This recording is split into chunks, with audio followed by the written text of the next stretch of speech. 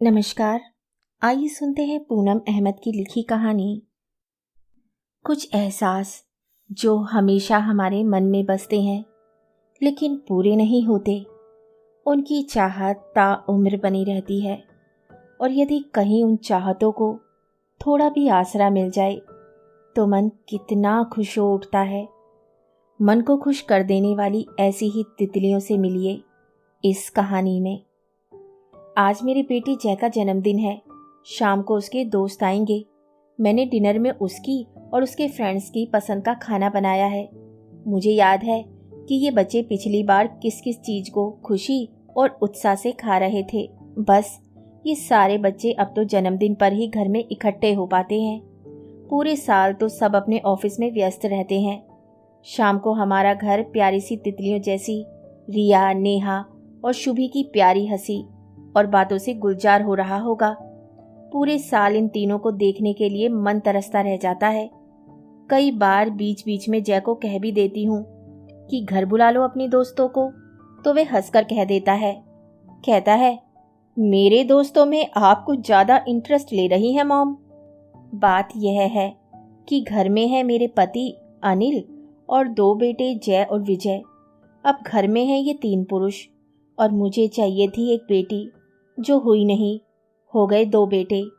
घर में मैं उन चीज़ों को मिस करती हूँ जो मेरी फ्रेंड्स एंजॉय करती हैं, जैसे बेटियों के साथ शॉपिंग पर जाना, मेकअप की बातें करना, फ्रेंड्स की बातें करके हंसना खिलखिलाना, बॉलीवुड की सेलिब्रिटीज़ पर गॉसिप करना, लेटेस्ट फैशन की बातें करना, घर में पिता और बेटे का आपस में अकेले में कई चीज़ों पर मजाक बनाना, पीरियड के दिनों के सुख दुख सुनाना, मूड स्विंग की बातें करना।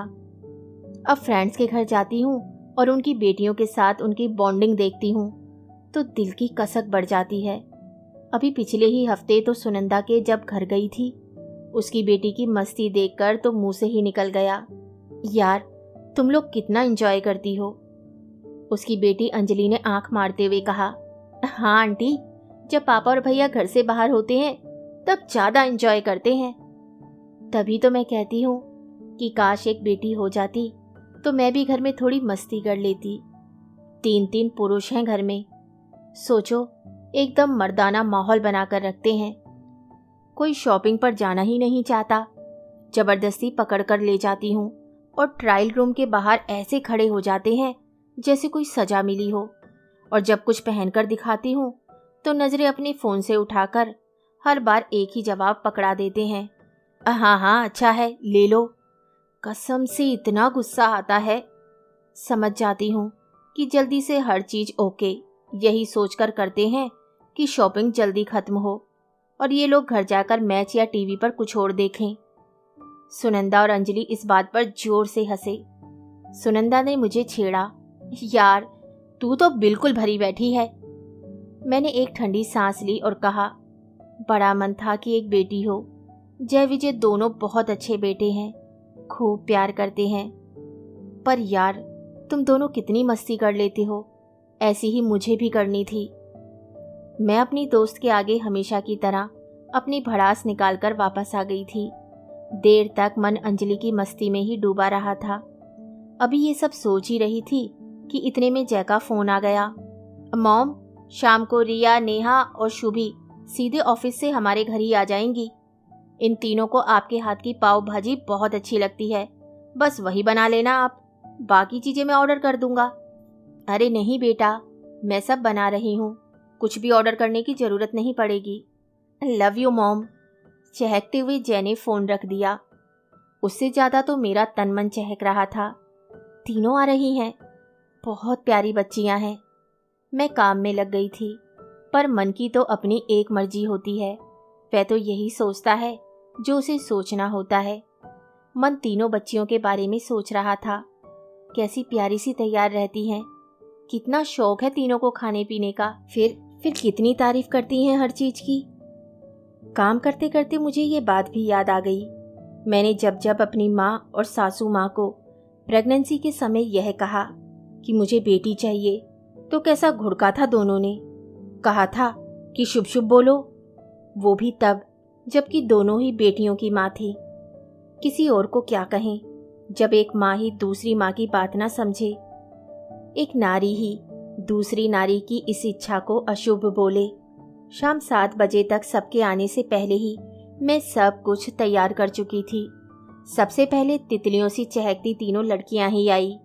मुझे हेलो आंटी कैसी हो बोलकर फटाफट हाथ धोने लगी। तीनों बचपन से आती जाती हैं तो कोई औपचारिकता के चक्कर में नहीं पड़ती। आम बातचीत जब तक हुई तब तक सब आ गए। रिया ने कहा, जय तू फटाफट चेंज कर, आंटी आप भी रेडी हो जाओ। मैंने छेपते हुए कहा, मैं तो रेडी ही हूँ। क्या ये आप रेडी हैं? ऐसे तो आप रोज ही तैयार होती होंगी। आइए मैं आपको तैयार करती हूँ। अच्छा आंटी आपके पास ब्लैक कुर्ता है? हाँ है। तो फिर वही पहन लीजिए। जय भी ब्लैक शर्ट पहन रहा है, आप भी ब्लैक पहन लीजिए। फोटोज थोड़ी कलर कोऑर्डिनेट लगेंगी इंस्टाग्राम पर पोस्ट करने में। इतने में अनिल थोड़ा शर्माते हुए बोले, मैं भी ब्लैक शर्ट पहन लूँ क्या फिर? हम सब हंस पड़े और तीनों लड़कियां चहक पड़ी। हाँ हाँ अंकल, मज़ा आ जाएगा आज फोटोज में। सब मिलकर मुझे तैयार करने लगी।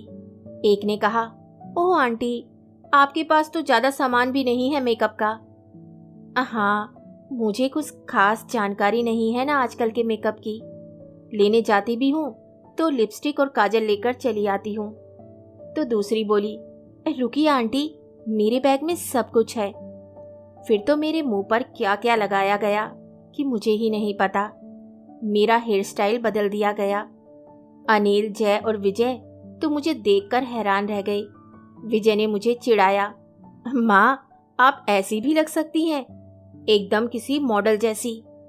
मैं मुस्कुराकर रह गई। मुझे तैयार करने के बाद तीनों ने मुझे हर तरफ से देखा और तसल्ली होने के बाद ही खुद मुंह हाथ धोकर तैयार होने लगी। मैं सब छोड़कर उनके पास बैठ गई थी। उन्हें सजते संवरते देखकर जैसे मेरे मन की कोई प्यास सी बुझ रही थी। काश एक तितली सी कोई बेटी मेरे आंगन में भी अपनी हंसी के रंग बिखेरती। काश बेटियों से चिढ़ने वाले लोग उनकी रौनक मेरी नज़र से देखें, महसूस करें। मुझे अचानक याद आ गया कि मेरी बड़ी बहन के 2 बेटे ही हैं। इस बात पर उनका सर हमेशा तना ही रहा। गर्व से कहती हैं, अच्छा हुआ कोई लड़की नहीं हुई, कौन उनकी चौकसी करता। जब मेरे जय विजय हुए तो मुझसे कहा था उन्होंने, यह अच्छा ही हुआ, बेटियों का चक्कर ही नहीं, अब जंजाल खत्म। मैं उन्हें आज तक ये पता ही नहीं पाई कि उनकी इस बात से मेरे मन में उनके प्रति प्यार और सम्मान सब खत्म सा हो गया। मेरे इन ख्यालों को झटका देते हुए शुभी ने पूछा, आंटी आप कौन से पार्लर जा रही हैं आजकल? यही सोसाइटी के? आंटी आप सामने वाले पार्लर को भी ट्राई कर सकती हैं, मैंने मेंबरशिप ली है। मेरा नाम बताकर डिस्काउंट ले लेना और इस बार पील वाला फेशियल करवाना, उससे वाकई स्किन लंबे समय तक ग्लो करेगी। अब किससे कहूँ, यही बातें तो सब मिस करती हूँ अपनी लाइफ में। फ्रेंड्स हैं मेरी, पर कोई बेटी होती घर में तो अलग ही माहौल रहता ना। अनिल, जय और विजय को कभी कहती हूँ कि पार्लर जाना है तो एक सुर में बोलते हैं, अरे अच्छी तो लग रही हो, तुम्हें क्या ज़रूरत है पार्लर जाने की। अब इन तीनों पुरुषों को स्किन केयर के बारे में कौन बार बार समझाए, जिन्हें घर में रखी सारी क्रीम एक जैसी लगती हैं। जय, विजय और अनिल भी तैयार होकर आ गए। फिर केक कटा, खाना पीना हुआ। तीनों लड़कियों ने इतनी फोटोज ली मेरी जितनी कि पूरे साल में भी नहीं खींची गई होंगी। पता नहीं कैसे कैसे पोज बनवाए। आज जय का दिन था तो उसे तो पोज बनवा कर नचा डाला तीनों ने। अनिल और मेरे बेटे तो ऐसी शक्ल बनाकर मेरी फोटो लेते हैं कि आती हुई स्माइल भी रुक जाती है। दोबारा लेने के लिए कहती हूँ तो कहते हैं, अरे ठीक ही तो ली है। बड़ी मुश्किल से दोबारा खींचते हैं। तीसरी बार का तो खैर कोई सवाल ही नहीं उठता। इन लोगों को तो खुद भी कोई फ़ोटो खिंचवाने का शौक़ नहीं है। कई बार तो मेरे पास व्हाट्सएप की डीपी बदलने के लिए भी कोई फ़ोटो नहीं मिलती। ठीक कर रही हैं ना तीनों, इस टाइम जो सबको नचा डाला है। अनिल भी खुश हैं, अपने कई फ़ोटो खिंचवा चुके हैं। हमारी फ़ोटोज हो गई तो शुभी ने कहा, लो आंटी चलो अब आप हमारी फ़ोटो लेना। तीनों ने खूब प्यारी प्यारी शरारतें करते हुए फ़ोटोज़ खिंचवाईं। आंटी एक यहाँ, आंटी एक यहाँ, आंटी एक ऐसे, आंटी एक वैसे। मुझे इतना मज़ा आ रहा था कि क्या बताऊं। ऐसा लग रहा था कि कैसे इन पलों को अपने मन में संजो लूं। ये तीनों तो अभी घर ही चली जाएंगी और मैं कुछ दिन इन्हीं पलों को याद करके खुश होती रहूंगी। फिर ऐसे ही पलों का इंतज़ार शुरू हो जाएगा। मुझे आज अपनी एक पुरानी दोस्त की बात याद आ रही थी। उसकी 2 बेटियां थीं और वे बहुत खुश रहती थी। जब कोई उसे बेटे के ना होने पर अफसोस दिखाता तो उसका जवाब होता था, अरे जिनकी बेटियां नहीं हैं वे जान ही नहीं सकते कि उन्हें लाइफ में क्या नहीं मिला, किस खुशी को मिस कर दिया उन्होंने। मैंने जाकर भी उससे कहा है कई बार और हर बार मन में कहती हूँ, दोस्त तुम बिल्कुल ठीक कहती हो, बिल्कुल ठीक कहती हो। कहानी सुनने के लिए धन्यवाद। तो इसी के साथ मैं आपसे विदा लेती हूँ और कल फिर मिलती हूँ एक नई कहानी के साथ।